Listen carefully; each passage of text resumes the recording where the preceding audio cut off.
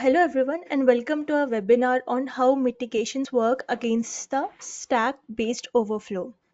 I'm Nandini Bharadwaj, the operating officer at CyberWarFare Labs, and I'm excited to have you all here with us today. So let's get started. So before we start, let me give you a bit about us. We are CyberWarFare Labs, a UK-based company focused on cybersecurity education. Our goal is to help people tackle cybersecurity challenges with practical solution. We have got two main division to our company. The first is Cyber Range Lab. So this is where you get hands-on experience with cybersecurity. We have built a virtual platform where you can try out real-life scenarios and sharpen your skill with practical exercise. And the second one is upscaling platform. Here we offer a bunch of courses for people at all skills level. Whether you are just starting out or you're a seasoned pro, we have got something for you. Ethical hacking, red teaming, blue teaming, purple teaming, and cloud security. Our training services are available to educational institutions, government agencies, and corporate organizations. Both online and offline training options are available. So if you want to know more, drop us an email to our support mail, that is support@cyberwarfare.live. Um, okay, so let's move on to next slide. Okay, so let me introduce to our speaker of today's webinar, that is John Surgeon. Our speaker for today's is John Surgeon. He's a red team security researcher at CyberWarFare Labs. With over 5+ years of experience, he is an expert in reverse engineering, malware analysis, and Windows internal. Currently, he's focused on EV/EDR evasion projects. This is all about the speaker. And dear participants, as promised, we are excited to share that you will receive your attendance certificate within next 48 hours along with the video recording of the webinar. And few lucky winners will get flat 50% off on the new course launch, that is Certified Exploit Development Professional course that will launch today. And yeah, thank you for being part of this webinar and we'll look forward to a continued participation. So here, without further ado, I would like John to take over and let's get started. So over to you, John. And thank you everyone for taking out your time and joining this webinar. So today's talk is all about the Stack Overflow and what are all the mitigations that are available to tackle the Stack Overflow attacks. So here are the couple of points that we are going to discuss today. That is, we'll be just looking at the overview of the memory layout. We'll talk a little bit about the stack and then stack based overflow. What is it and what impact it can cause? And there we have the mitigations. We will be mostly focused in this area today. So it's just a discussion. So now let's go and start with the memory layout. If you look at this image, this is the memory layout that you will be able to see when the program is running in the Linux. If you go and look inside from the GDB, you will be seeing the similar layout in the memory. So first of all, there you will see text section, so-called text segment, where all the executable codes are there, which is actually running in that program. And right after that you will be seeing some initialized data segments where the initialized data will be present in that section. And right after that there will be some global uh, variables which are not initialized and which meant to be initialized during the runtime. It will be here. And right after that there we will see heap memory, and there are some other modules that you will be also seeing if you go and look inspect the memory in the debugger. But for now let's go as simple as we can. and grows toward the higher address, and then there we have the stack there. And the stack you will see in the bottom of the memory layout if you go and check into the GDB. And the stack grows to the lower address. It starts from the higher address and it grows toward the lower address. And today we will be talking about the stack. So what is a stack? So a stack is a block of memory which is given to the program to handle function calls. Let's say when the function is executing, it requires the parameters, local variables to work on with, right? We work with a lots of variables when we code in the C program, but all the local variables actually require some memory space to be in the to so that the function can work properly. In such case, those temporary variables are stored in the stack, and stack usually is there for the program to create a stack frame. Let's suppose when a function calls the when program calls the function, it creates the stack frame, and that frame contains the parameter, local variables, return address, and some other temporary data which actually that function requires during the function lifecycle. If you go and look into the memory, this is how it looks like. This is a one very basic frame. So whenever we call the function in 32-bit, the parameters will be pushed onto the stack, and that will be on the higher address side. And once all the parameters are pushed on the stack, then it will push the return address. Return address is for it's the address, uh, the function, calling function. The calling function actually needs to know where it actually has to return after the function, after the task inside the function is done. So this is the return address. This determines where the function shall be returning after it completes its task.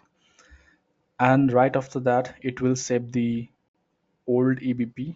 Old EBP is the base pointer of the previous function, because once it returns to the previous function which actually called it, and the return address generally point to that previous function, and the old EBP is set because previous function now requires the parameters and local variable which were actually present in the previous function before it was calling the another function while creating this frame. And then after that, there it will store all the local variables, and every temporary data are available in this section. And if you look at here, EBP is a base pointer for the new function now, this EBP. And if you go below, if you do EBP plus 4, it's going to point at the return address. If you do EBP plus 8, it's going to point at the first parameter. If you do EBP plus 8, it's going to point at the second parameter. And if the program has to access the local variables, it has to go EBP minus 4. If it has to access this variable, it has to go EBP minus 8. For the parameter side, it has to go negative, and for the parameter side, it has to go positive from the EBP. And for the local variables, it has to go negative, because stack always grows towards the low address. All right, so that's how the stack layout is. Now let's talk about what is stack-based overflow. It's a flaw in the software that occurs when more data is written to a buffer than it can handle, which means, let's look at this diagram. So whenever everything is done till here, right, whenever some function is called, and it will save the old EBP, return address, and parameters. And right after that, in the function prologue, which is the beginning of the function, it actually going to create some space so that local variable can store some data.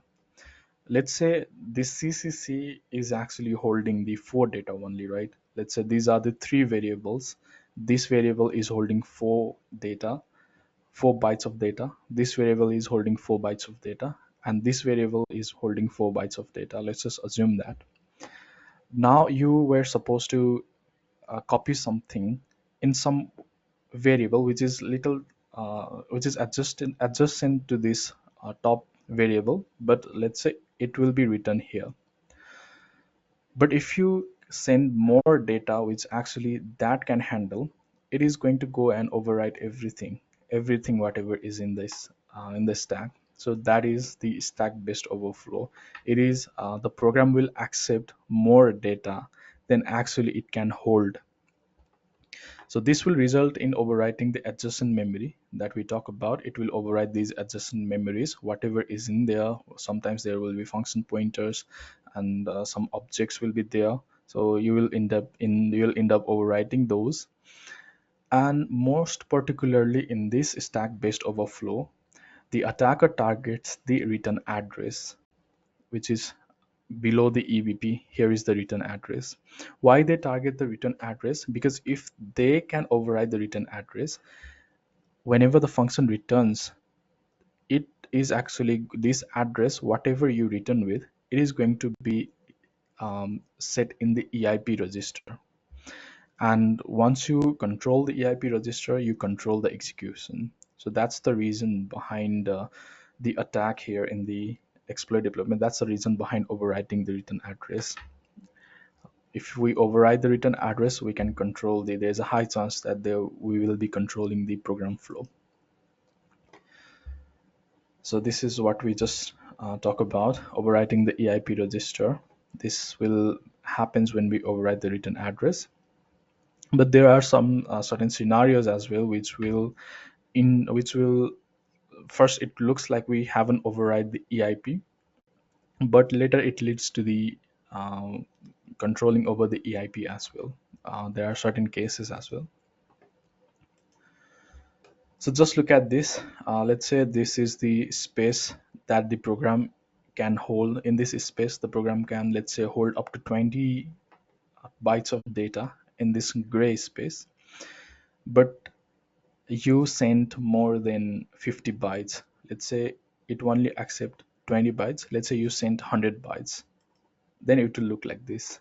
It will overflow everything linearly on the stack from low address to the high addresses. And high addresses holds the return address parameter A, parameter B. These are the parameters, and some other variables of the previous functions as well. So you'll be overwriting everything based on the buffer that you are actually sending into that program. And if you look at this, here's the return address, and we actually controlling the return address with the CCC. Once we find the offset, we will be overwriting with some genuine location, which is for controlling the flow of the program instead of just crashing the program. So this is a little bit about the Stack Overflow. This time we are not going to go in the lab, but definitely we are going to provide some codes there for you to try after this webinar. Let's talk about the mitigations. So we will be providing the binary with these mitigations compilation codes and one very small script as well. You can practice after the webinar. Let's talk about the mitigations. We If you look at the stack, we just discussed that if we override the return address, we can control the flow, right? Now, how this mitigations is going to reduce the exploitability of the program? Because if flaw is in the program, definitely we are going to overflow. But even after overflowing something, how these mitigations can stop from getting more control over the program? So let's talk about that. So first of all, annex bit. It's a CPU feature that actually um, provided for the it's a CPU feature which actually provide the security to the memory regions, where actually instead of having write and executable section in the same memory region, it will either set the memory region writable or the executable, which means the memory region where we are actually where it is actually setting shouldn't be the writable and executable at the same time. Either it should be writable or it should be executable. So that's the protection feature provided by the CPU.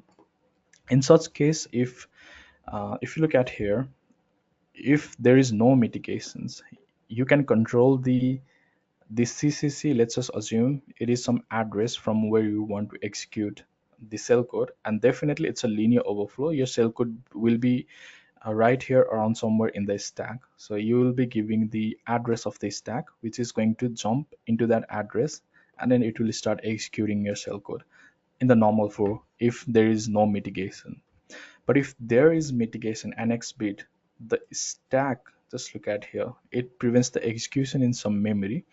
That is, stack and heap are the mostly targeted area where it will be writable or executable only. It won't be writable and executable both. And mostly stack and heaps are read and writable only these days because of the annex bit protection. Which means now, even if you give the address of the stack, your shell code will be somewhere around here. You give the address to the shell code. Now the CPU won't execute that shell code because annex mitigation sets the this stack as read and write only, not executable. So that's the mitigation for the Stack Overflow. It is quite effective.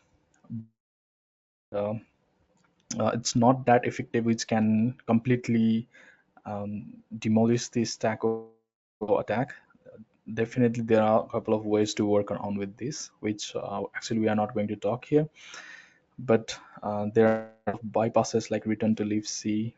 You can perform that, and some other also you can perform. And if you look at the memory mappings here, after opening the program in the GDB, you will see the heap region is read and write, and the stack region is read and write. But if you look at here, the text section is read and executable only. It's not writable. If there was a writable, right, you can write anything here and then execute anything from here. If here it was executable, you can write a shell code here and execute it from here only. So there won't be any issue. But with this protection enable, you will only get writable or executable in a region, not both in the same region. You cannot see here uh, memory page getting set write and executable at the same time. So let's talk about the Canary. Um, Canary is also known as the stack smashing protector, which is actually protect the stack from getting smashed. So how it works is, at the runtime, the program will generate a random value, and it will be set in the global. Global it will set somewhere, and that is actually accessible in the 32-bit program. It will be accessible from the GS segment, global segment on the offset 14. At the runtime, it will be calculated and set there. And when the function is called, on the top of the function prologue, it is going to set the canary on the stack. If we go and look at the stack again, the canary value will be written here above the EBP on the local variable section here, right here. Just follow this cursor. And how canary works is, if let's say you find the overflow there, and if you try to overflow this, and if you smash this canary value here, which is a random value, if you smash this canary value, if you modify this canary value, and even if you modify the return address after that, whenever the function tries to return to the caller function after it completes its function, instead of the instead of controlling the EIP, actually there will be one function getting called which is going to terminate the program if the canary value is tampered with. If the canary value is not tampered with, then it will return to the function. If canary value is tampered when you linearly override here, in that case the canary value will not match, and then it will call the stack check function and then terminate the program saying that stack smashing detected. So that is the canary for us. And if you look at the checksec, it's in the JEF. If you go and do checksec, you will see the canary value enabled here. And to dump the canary, you can simply do canary. You do not have to go hard-coded way to dump the canary. If you have the JEF integration there, just type canary and it is going to give you the canary. And also one interesting thing about the canary is that the last byte are null byte, which means even if you leak this canary value, now there is a high chance that you won't be able to control the buffer overflow. It's because normally the buffer overflow happens when you call the functions like mem copy, string copy, right? Whenever there are some buffer related functions you called, in such case the mem copy, string copies and those functions gets treat this null byte as the terminator. So these bytes are the terminator, which means that okay, from here we shouldn't copy anything. So that's how it goes. And then even if you leak the canary value, there is a high chance that in such scenario it won't work because of the null bytes. If you have um, a linear overflow, but if you have some arbitrary write, then you can arbitrarily write in such case as well, with a little bit of the trick. But anyway, with a linear overflow it's very difficult if there is a memcached. But if there are certain functions like gates which is going to take the input from the user, right, in such case, or if some, let's say sometimes it may have some custom memory copy in the program, in such case, and it is retrieving something from the file and it requires the null values, right? Then in such case there may be a chance, but it depends on the program as well. But the overflow is from the mem copy, and in such similar functions, then it's difficult to override the canary even if you lick it. Otherwise, functions like fgates is going to allow you to send the null bytes as well. In such case, you can overflow and write this value in the same location so that you will bypass the canary. And this is the function prologue. Just look at here. At this location here, you are at the top of the sum function. Just look at the offset. It will do whatever it has to do. For creating the stack frame, it is saving the old EBP and whatever it is doing. Just do not care about this for now. But right after that, it is taking the some value from the GS segment with at the 14 offset, and from this it is actually getting the canary value and it will move to the EAX. So at this point, if you put a breakpoint here and then do step into this, EAX is going to hold the canary value, and this way you can also see the canary value. Because if you just try to print the GS 0x14 in the GDB, it's not going to work. You have to go other way around to dump the canary if you have to dump it from the GS. But the very easy way is to let it move to the EAX, and in the EAX you will see the canary value. And the canary value is going to move to the EBP minus C.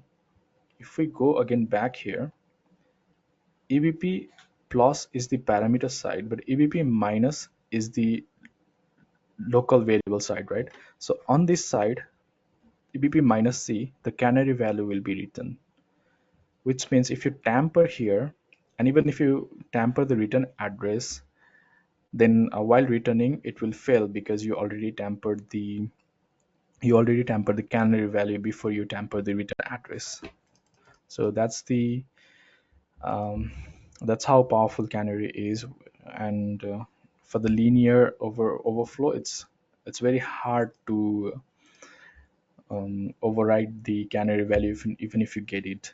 It depends on which function is overflowing the buffer. and how program is treating those null bytes as well. And if you look at here, it's saved to the ebp minus c.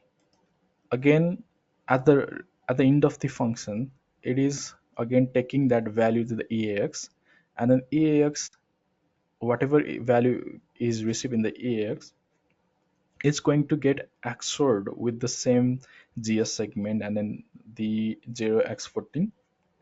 So here what it is doing is that it is XORing the canary value with the canary value currently in the local in the stack, which is actually pushed on top of it. So here it is just checking whether this value has been tampered or not. If this results 0, then it's simply going to jump from here and then it will leave the application gracefully. No issue will be there. But if the resultant value of this both value, if you XOR and the resultant value is not 0, then it's going to go to the stack check fail local and it's going to terminate the application, and then it will show stack canary, the stack smashing detected. The error will be printed. Now let's talk about the ASLR. ASLR is there to randomize the memory address layout, and this is little powerful as well. So you can bypass the annex bit if you control some executable region here. But to control the executable region, you have to have a memory address so that you can craft something out like a ROP chain, and then you make some you make your way out of the executable region, and then you may able to reach the cell code depending on how you are crafting the ROP chain. But ASLR will take the security in another step, which is it is going to randomize the address, which means even if you calculate the offset in a one session, and when the program opens for the next time, all the offset will be gone. Offset will be there, but the base will be changed, everything will be changed, and that will make no sense even if you craft the ROP chain in that session. So ASLR randomizes um, the address space there in the program memory. But if the position independent executable, if the pi is not enabled, then if you go and look inside the GDB and then do VM map, I'll definitely provide the script. Just open that binary in the GDB after this, and then just do VM map and check the binary address, not this libc, but the binary value. This is the binary part. If you check this right, you will see these values are not randomized, which means if the ASLR is enabled but the pi is not enabled in the binary, then ASLR could be little weak in that case. But if the pi is enabled, it will randomize the binary base every time, this base every time,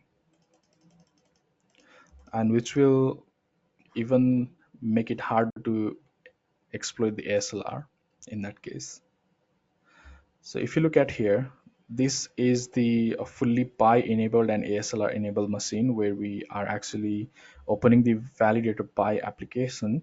Uh, After this session, you can also do the following.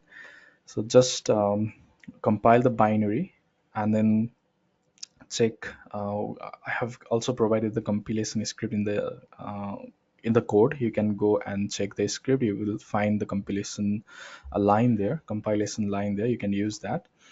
After compiling the binary, just open that in the GDB and then just do info proc map, or maybe you can do VM map and then check the address. Every time it will be different. Just look at here. Right now it is a 5664B, and in this case it is 5656C. And the first libc, just look at here, F7D860, and here is F7D5C0. So it's totally random in every application lifecycle. So every time when you open the application, the address will be random. So even in this case, if you craft a ROP chain by, let's say, taking the base address of this, Next time the base address will be changed and it will not work. You have to find the valid base address in that case.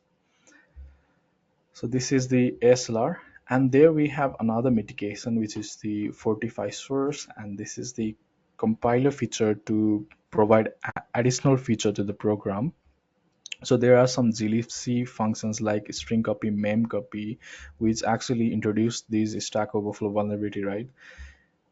In this case, what Fortify does is it is going to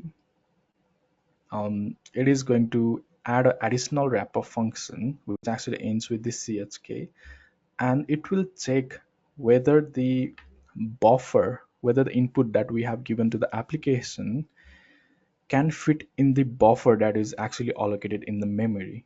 So it will take the hard-coded value that we will set in the program, right? Let's say if I'm allocating 100 bytes of buffer, in that case compiler will know that okay, this guy is allocating the 100 bytes of buffer in the stack. So it will know that okay, 100 bytes are only available in the stack, and if I provide 200 bytes in the program, then it will check whether the buffer can fit in the destination or not. If it does not fit, it will terminate the program saying that buffer overflow detected, which means the buffer copy will never happen. It will terminate the application before it will copy the program, which means the copy will not happen. In the stack smashing in the Canary, the copy will happen, but the stack value will get tampered. But in this case, the copy the let's say we are copying some value from the string copy, the copy will not happen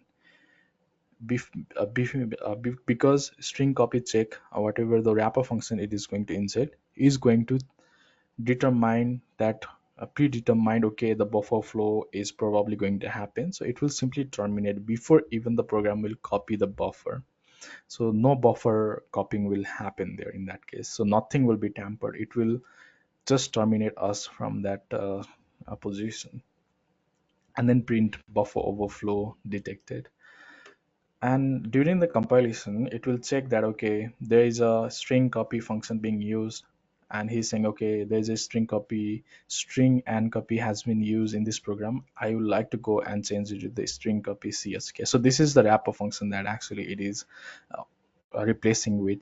So in the wrapper function, just look at here, there's a destination, source, and length, right? Only three parameters are here for the string copy. If you look at here, destination, source from where we are copying the buffer, and there is a length.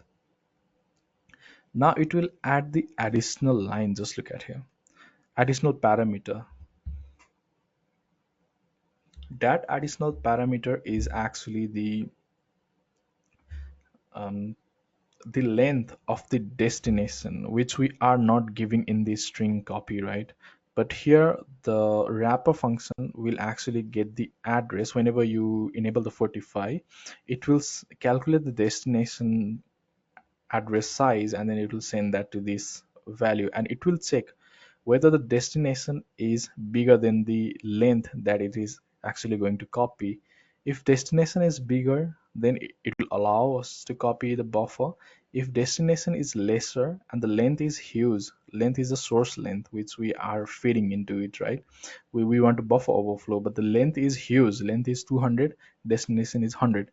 In that case, it will simply terminate and string copy will never function. It will simply terminate the application. So here you will see if the Fortify is enabled, you will see that for the green tick in the Fortify. And just look at here, the string copy has been replaced by the string copy chk. And here are the parameters. This is the destination, this is the source that we want to copy, and this is the length of the length of the source. But 1e is a size allocated for the buffer in the memory, which means 1e is the size of this destination.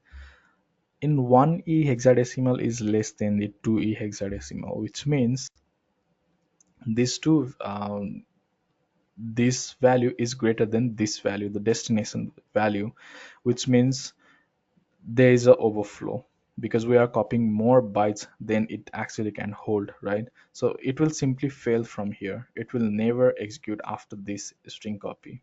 and the string copy will never happen. So this is the Fortify. And if you look at here as an exploit developer perspective, it is too scary. There's no way, even if you have a buffer overflow, if you even if you find the buffer overflow, there's no way that you can overflow because it is predetermined here. Then let me talk about something here for the Fortify. In such case, there is no way that we can bypass the Fortify, right? There's no way, because you cannot pass more buffer here. It will definitely stop you from here if it is a linear overflow. But the Fortify, these wrapper functions will only be given to the functions of this libc, right? Which means it already knows that the compiler already knows that, okay, there's a string copy being used. That means we have to give a wrapper function to the string copy, and definitely it will do that. There are a couple of functions, around like 50 functions which has a wrapper, which will have a wrapper function in the compilation time if there are some vulnerability, like a string copy or something is happening there. But there is a small downside of the Fortify, is that is, first of all, if the compiler does not know the size of the destination. Here it knows the size of the destination 1e. If the compiler does not know the size of the destination, then the Fortify will not act here, because it will not know the size of the destination. And how will this is a frequently happening thing, because let's say if you are parsing something, right, and you do not know the exact size for that particular data, in that case you will dynamically allocate the memory, right, with the help of the length of the buffer that it is actually getting. In such case, you are giving the length dynamically, and there is no way that compiler is going to figure out. In such case, this will fall back to the original string copy function, and in such case you can overflow it again. So it is a conditional based. So all the mitigations that we have talked about, for bypassing them, it's a conditional based. Some condition has to meet there so that you will able to bypass them. And if we run this validator Fortify and then send a huge buffer, it is going to simply give you the buffer overflow detected, terminated. So it never copied this buffer, but it detected even before it copies the buffer. So this is a little bit about the Stack Overflow and the mitigations and how it stops the Stack Overflow. It is not going to completely terminate the Stack Overflow vulnerability, but it reduces the exploitability, so that so the attacker will find really hard time writing the exploit. If certain condition does not meets, then attacker cannot do anything. Instead of just crashing the application, he cannot do anything if he is not able to bypass these mitigations. Okay, so this is it for the course title. Sorry, the webinar title. We have covered the Stack Overflow and some of the mitigations, and along with the course, we will be providing the actual script for this validator Fortify. There is a small which actually introduces the buffer overflow. But there are the compilation list there. You can simply grab that GCC compilation script and just compile the binary and practice with it. You just see how the mitigations works when you overflow the data. Just work with the GDB and all. So this is for the mitigations. Now here we have something new today, that is certified exploit development professional course, which is actually we are releasing today. And we have covered everything in this course about how you can bypass those mitigations and how you can work around with those, and what are the vulnerabilities for this stack, how stack can be exploited, and everything are explained there in the course. We have talked about the stack in a really detail. So this course we are covering on the Linux part. We are covering the basic Stack Overflow where there are no mitigations. Then we are working with the some annex bit bypasses with the return to libc and the ROP chain as well, where we are wrapping the mprotect. And we are also introducing the format string bug, which is going to cover the annex, canary, and ASLR bypass. How we can, with the help of the format string, how we can bypass the annex, canary, and ASLR. We will be talking about that in the course as well.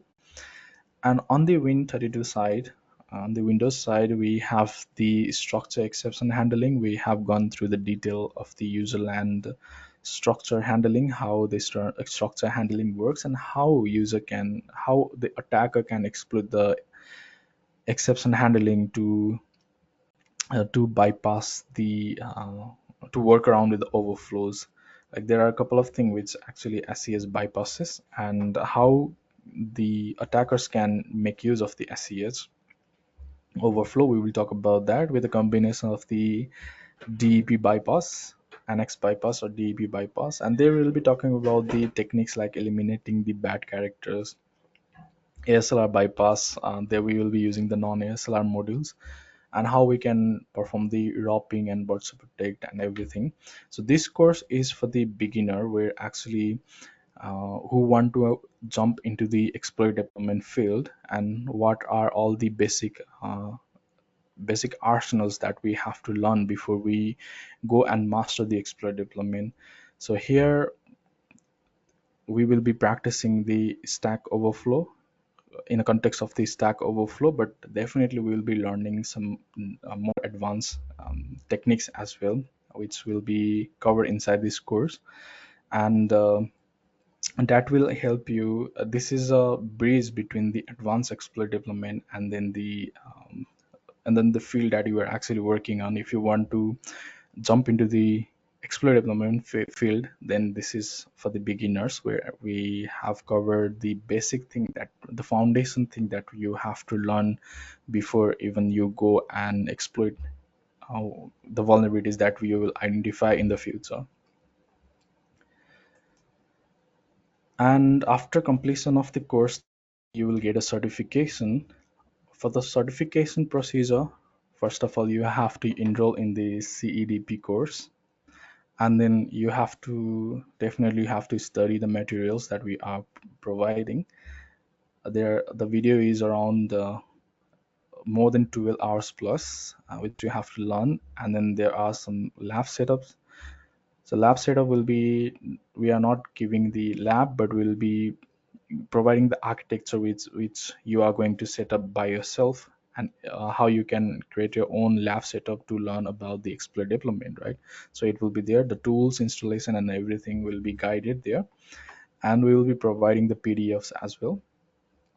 And after you complete these study materials, then you can, if you feel like okay, you are eligible to take an exam, then you can request for the, then you can take an exam where you have to, where you will be having 24 hours hands-on exam, and then you have to submit the report after completion of the exam. And if you get 85% passing criteria, then you will on the accreditable badges as well. So today we are live, going live with this course. So there is flat 20% off with the coupon CEDP deal 20. You can go and enroll now in the course. You will get 20% off, and the lucky winners will be getting 50% off as well. But um, only couple of lucky winners will be getting 50% off. But if you want to enroll in this course, just use this coupon code, then you'll get a flat 20% off in this course. So thank you everyone for being part of this webinar. I hope you liked the webinar. If you have any questions, then you can ask. Okay, so training is yeah, both based on the Linux and Windows. So Linux will have its own binary, and Windows will have its own binaries. And yeah, definitely you will be getting a couple of binaries. You'll be practicing on them. And for the exam template, it's free. You just have to complete the challenge, and you have to document it, how you were able to complete the challenge. For the prerequisite, you have to have a little understanding of the assembly language. and a little bit of the C++ programming. Okay, for the someone who has no knowledge in the programming languages, then they have to learn a little bit about the C++, or a little bit about the assembly. At least they need to have the ability to read the code only. Okay, so this is actually the buffer overflow in context of the Stack Overflow. Uh, Definitely, buffer overflow is a word which actually represents the overflow in not only in the stack but also in the heap and the other side. But here we will be only covering on the stack side. It's a beginner course where actually people will be learning from the scratch how they can exploit the flow, how they can control the flow of the program, how they can write the rob chain, and everything will be there. So 50% off would be for the lucky winners. So our team will be selecting the users who is going to get the 50% off in the course. Okay, job opportunity. Opportunity is quite tricky, I would say. This is a really complex field if you want to dive into it, right? So you will be gaining a lot more skills when you dive into this exploit deployment, which will lead you um, to understand everything that is coming at you. So once you learn the assembly, once you learn how you deploy the program, it will also help you in the red teaming as well. Let's say how people are writing the code and how they are rob chaining in the program to achieve something, and you will learn a lot more thing. You will be learning the internals. Going into deep diving into the exploit deployment, you are not going to be limiting yourself to the basic applications which you actually learn. You will be spreading your wings to the more complex area, which is actually going to help you a lot in the future actually.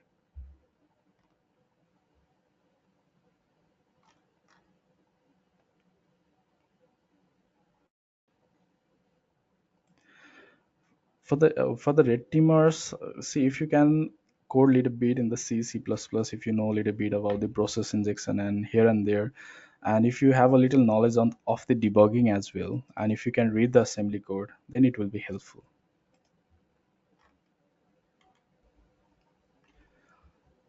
For learning the assembly, there are a couple of books that you can start with, like a reverse engineering. There is a secret of reverse engineering, and there is one book specifically focused in the reverse engineering, which actually I forgot about that. It's a free book, I guess. And there are practical reverse engineering book. It's the book name is a practical reverse engineering. I think, and it mostly focus on the malware analysis as well. So if you look couple of malware analysis book, there is a practical malware analysis book as well. That will also help you to understand the assembly and how things work as well.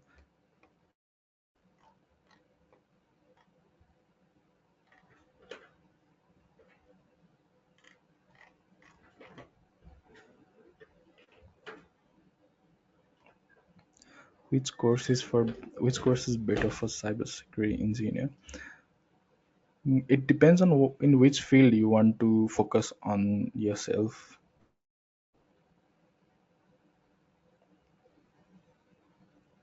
So if you want to go on the cloud, then there you have to select the cloud. If you have to go for the red teaming, you can go with the red teaming. There are many things.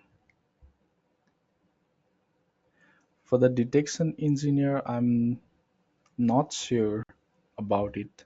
The course is specifically for the detection engineer. There are a couple of out there, but I don't recall it correctly. Okay, we will be ending this session in 3 minutes. If you guys have any questions, you can drop till 3 minutes.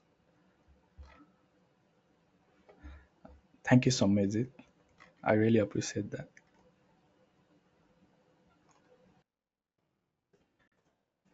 Thank you, Savil. I hope everybody enjoyed this today's session.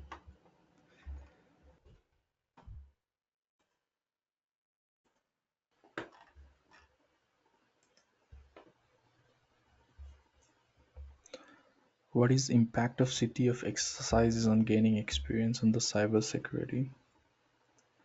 City of do have quite a good impact on gaining the experience. It's like a challenge lab.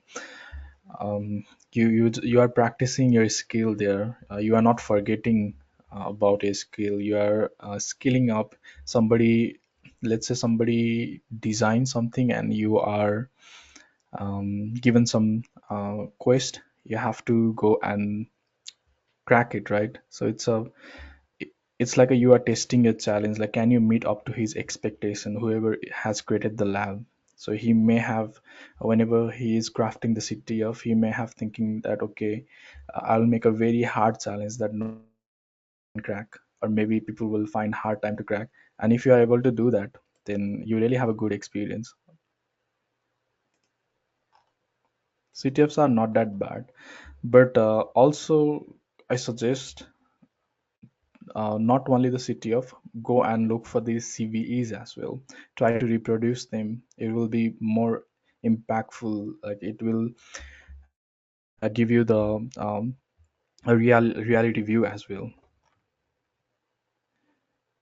City of lab, I don't actually know that, but there's a city of times you can go there and check the upcoming city ofs. If you want to join, you can go and play.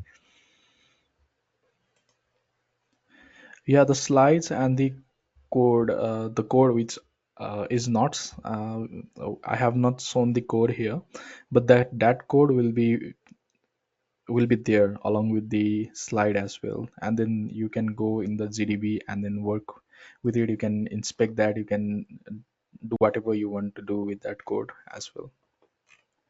Okay, everyone. So I'm gonna end the session, and do not forget to use the coupon code while enrolling the course. Thank you, everyone, and I really appreciate your presence here today. Thank you, everyone. Have a great day ahead.